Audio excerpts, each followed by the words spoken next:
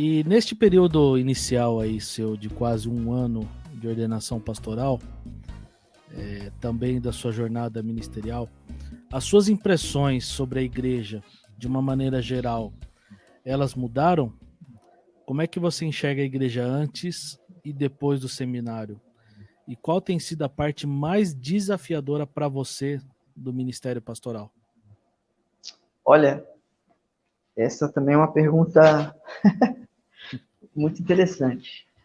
Sim, a gente, claro que temos expectativas acerca da igreja, né? A gente fala da igreja no contexto local, embora hoje já se fala de contextos multilocal, né? Mas no contexto multilocal, mas falando da igreja propriamente dita, ou a gente não tem uma ideia, por exemplo, tem seminarista que não tem ideia para onde vai, mas fazendo essa ressalva, a gente tem expectativa sim acerca da igreja, isso é natural. No meu contexto, como eu disse, amigo, a gente está trabalhando como pastor auxiliar, né? Isso muda um pouco as coisas. Por quê?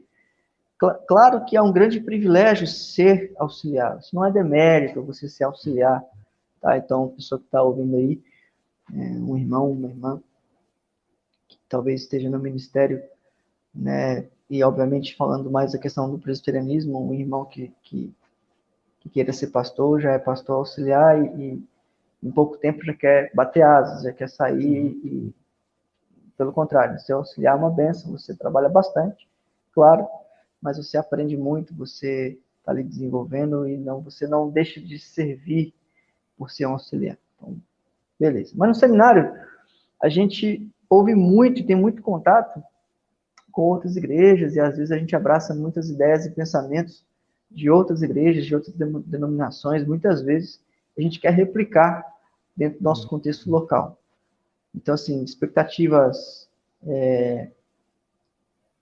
na igreja, no que diz respeito assim, à diferença entre estar fora do seminário e dentro do seminário, eu não tive tanta diferença assim, não vi algo muito, muito longe do que eu já imaginava. Mas, claro que no seminário você consegue ver as coisas de forma mais abrangente, você consegue ver as coisas de forma mais aberta, podemos assim dizer. Pastoreando as pessoas, você começa a enxergar muitas coisas.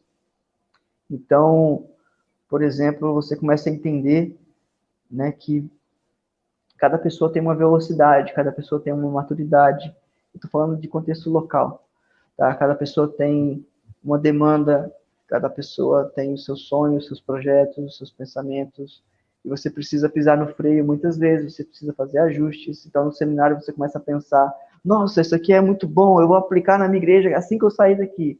E aí você chega no local e fala, beleza, não posso aplicar isso no momento. Então, você precisa de muita humildade, sensibilidade, flexibilidade. Então, eu enxergo a igreja como povo escolhido por Deus para manifestar no mundo as virtudes do Senhor, uma igreja que está em missão, uma igreja que deve pregar a palavra de Deus, que deve viver em comunhão, mas essas expectativas que a gente tem quando a gente chega no campo local, muitas vezes a gente não vai fazer tudo que a gente tem, tudo que a gente pensa, tudo que a gente imagina, a gente deve guardar muitas vezes e fazer ajustes no meio da caminhada. Então, de início, logo que você chega no campo, você precisa lidar com essas expectativas, né? Mas você precisa estar disposto. Isso para mim é um ponto-chave. Você precisa mostrar que você está disposto a amar essas pessoas, a servi-las, a arregaçar a manga, a trabalhar, a estar ali realmente com disposição para trabalhar, fazer a obra de Deus, né? E, claro, não tenha medo de errar, porque errar a gente vai mesmo. A gente erra, a gente vai falhar, a gente vai cometer erros, e a gente vai aprender muito na caminhada. Mas dentro disso que você respondeu a respeito das expectativas de que você tinha antes do seminário e após o seminário, da realidade da igreja, quando você se formou, você tinha suas expectativas referente ao seu Sim, ministério. E ao claro. assumir uma igreja, mesmo sendo um pastor auxiliar, você encontrou com a realidade de uma igreja dentro de um contexto, dentro de uma Uhum. comunidade local. Essa sua experiência também responde a isso, a expectativa que você tinha antes e agora depois, já dentro do ministério? Assim, ó, tem muitas expectativas que a gente carrega, né? E é aquela brincadeira, expectativa e realidade. Começa agora, né? Mas claro, a gente tem a expectativa, por exemplo, quando a gente soube que viria para o litoral catarinense, né, para Itajaí, a gente veio com uma bagagem já, como eu disse, de 10 anos, servindo em igrejas locais e 7 anos estudando, né? E aí a gente começa a pensar, a gente começa a ter contato com pastores, com líderes, com professores que pensam a igreja como você sonha ou você pensa. Né? Você começa a ler coisas sobre igreja, você começa a anotar, você começa a pensar, você começa a criar, desde muito cedo, essa filosofia de ministério. Então, essa é uma palavra que no seminário a gente ouve bastante, né? Sobretudo com alguns professores, mas a gente começa a criar, a igreja precisa caminhar dessa forma, para que as coisas aconteçam, para que as coisas se desenvolvam, para que os discípulos se desenvolvam. E aí você chega no campo local, você tem expectativa, vamos implantar isso, vamos fazer esse trabalho com jovens, vamos pensar em mudanças, né? E construir alguma coisa, mesmo que você seja auxiliar. Eu tinha algumas expectativas, eu criei um plano para a gente trabalhar. E esse plano está na gaveta. Esse plano está engavetado. Tem muitas coisas que a gente consegue, aos poucos, caminhar e pensar e propor. Tem muitas coisas expectativas que a gente tinha realmente não se concretizam no campo local. Sobretudo porque muitos pastores já falam, né, que para você começar a implantar alguma mudança, você primeiro precisa construir relacionamentos, você precisa fortificar isso, você precisa, né, ter realmente ali uma coalizão de pessoas que apoiam, que vão apoiar as suas mudanças, né? Então, isso é construído. Às vezes, Daniel, o jovem pastor, né, e eu também tive muito isso, estou aprendendo a lidar com isso, e vai ser o resto da vida, eu acredito, né? Tem muitas boas ideias, tem um planejamento legal, tem bons feedbacks das pessoas, mas nem sempre as coisas vão acontecer do nosso jeito. Então, isso eu tenho muito no coração, né? Então, um pastor monta lá a sua treliça, monta o seu plano, né? Não, a igreja, se caminhar desse jeito, vai ser sucesso.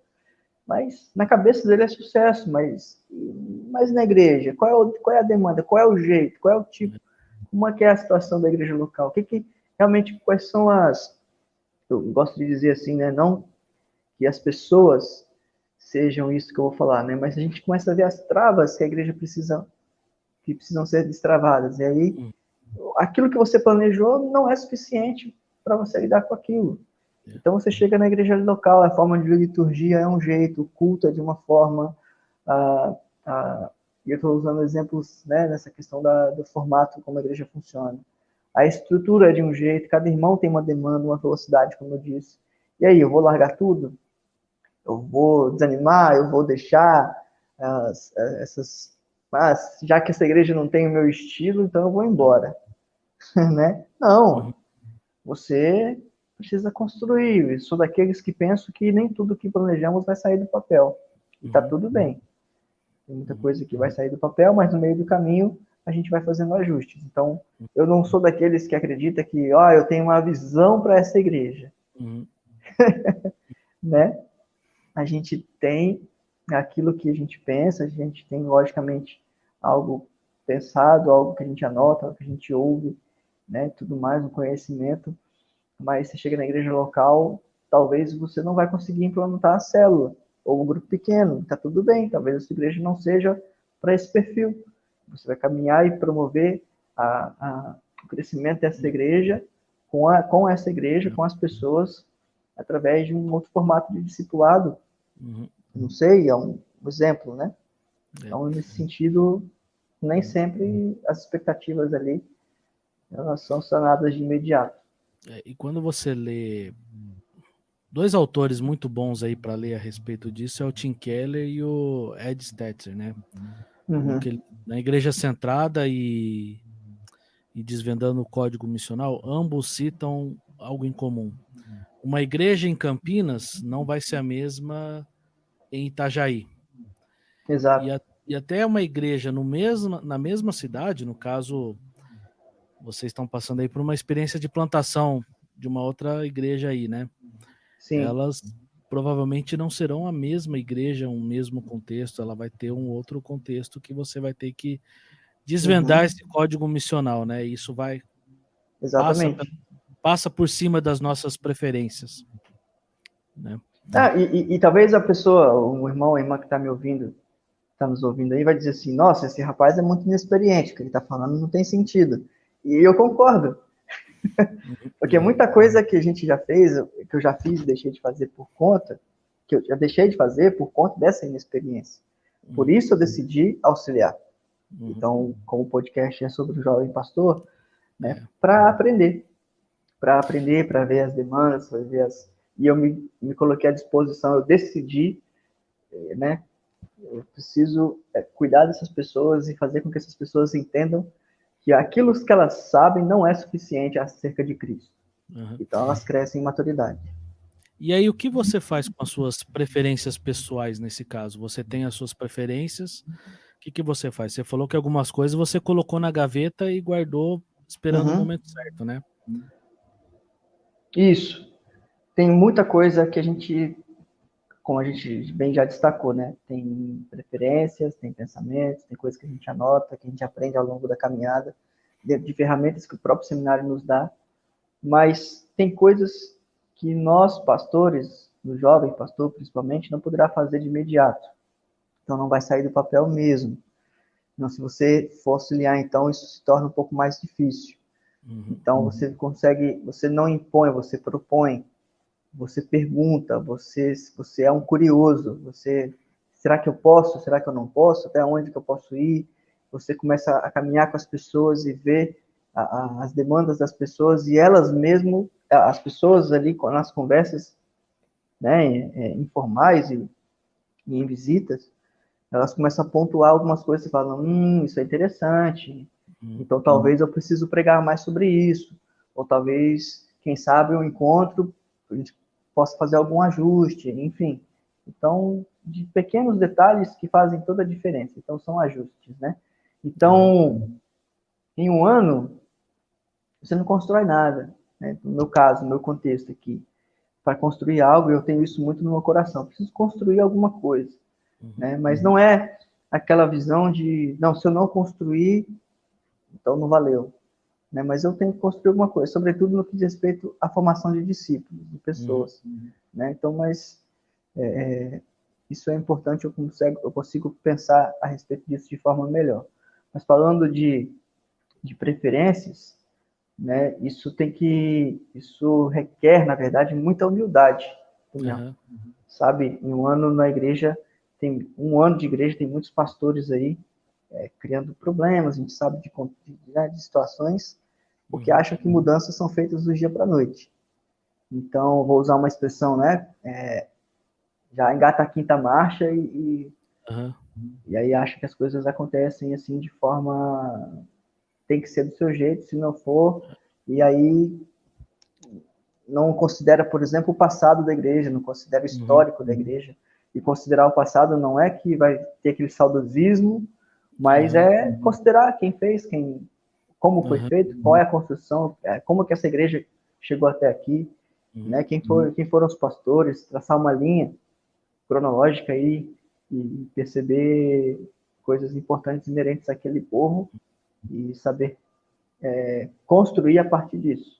Então, isso é importante. Isso seria reflexo de líderes que têm o desejo de logo de cara deixar a sua marca no ministério? Pode ser. Eu acredito que sim. É uma das coisas, eu acredito que seja isso. Eu vou até usar uma palavra que o pastor Noedi uma vez disse, ele nem vai lembrar disso, eu acho, no encontro para casais, no seminário, ele disse assim, que a nova geração não pode, ou A nova geração pode construir coisas novas, mas não pode desconstruir o que a velha geração construiu. Isso aplicado à vida do ministério é importantíssimo. Eu trouxe para a minha vida. Então, assim, não vou chegar na igreja, não, isso aqui. E aí os pastores têm muito foco nisso, né? Infelizmente, embora isso também tenha a sua importância, a igreja lá, ela tá bonitinha, ela tá estruturadinha, tudo no seu devido lugar. E aí o pastor chega, não, vamos mudar, vamos pintar, vamos mudar isso, vamos mudar aquilo, vamos fazer o culto assim, assado, como se isso fosse o primordial. O primordial são as pessoas. O primordial é a vida. São os discípulos que ali se reúnem e aqueles que ainda vão ser alcançados. Então, E como que você está detectando o momento certo para fazer algumas mudanças ou indicar novos caminhos? É lógico que, às vezes, estando como auxiliar, isso se torna... Você depende de outros fatores, mas como é que você tem percebido e detectado o momento de indicar certas mudanças dentro de um contexto que já tem uma história, já tem algo estabelecido? Pois é, isso é um grande desafio. Primeiro, toda mudança, Daniel, ela deve ser permeada por oração. Dizer, Deus, essas coisas que estão acontecendo, não está sendo legal, isso não está sendo bom para o corpo. Nós necessitamos de mudança. É hora de mudar? Eu posso propor isso? Dizer em oração, falar para Deus, pedir sabedoria. Então, toda mudança deve ser permeada por oração. E usando as palavras de um autor, o Tom Rainer, ele diz o seguinte, que eu devo comunicar algumas mudanças, lançando sementes de descontentamento. Então, o que ele quer dizer com isso? As pessoas acham, por exemplo, que ter muitos ministérios e programas, ela está crescendo. Certo? Vamos dar um exemplo prático. E você percebe que não. No fim das contas, o foco deve ser as pessoas e não o programa. E como é que você muda essa mentalidade? Conversando com as pessoas, conversando com aqueles que são membros da sua comunidade local, você começa a perceber algumas coisas. Quem tem mais maturidade, quem tem menos. Então, você começa a trazer para perto as pessoas que você entende que têm uma certa maturidade para entender a mentalidade que você quer passar. Então, isso é uma coisa que eu tenho feito aqui, tenho tentado, né, obviamente, dentro do nosso contexto aqui, respeitando, né, as diretrizes que nós temos aqui para caminhar. Mas, nessa ideia da mentalidade, que é um exemplo que muitos pastores passam, né, de mudança de mentalidade, de paradigmas, você ter um grupo de pessoas pronto a assumir essa mudança com você. Porque, mudança não tem jeito, vai ter os críticos, a oposição, gente que não vai concordar, gente que vai dizer que você está louco, gente que vai apontar muitas coisas, mas a gente precisa lidar com isso. Isso aí é pertinente do ministério e, claro, fazendo a ressalva que há um tempo para que esses ajustes, essas mudanças aconteçam. Então, nas conversas, você verá quem deseja mudança, né, e esperar o tempo certo de fazer isso. Eu tenho feito muito isso daqui. Então, por exemplo, agora, em novembro mesmo, final de novembro, eu vou conversar com o grupo de jovens e nós vamos propor uma nova maneira de trabalhar o ano que vem. Mas eu já venho falando com eles há um bom tempo sobre isso. E falado principalmente com a liderança deles a respeito disso. Então, acho que chegou o momento, embora teve um curto período para a gente pensar, eu vou propor para eles uma nova perspectiva e um novo paradigma de trabalho com a juventude. Então, acho que isso é pertinente e importante a gente fazer.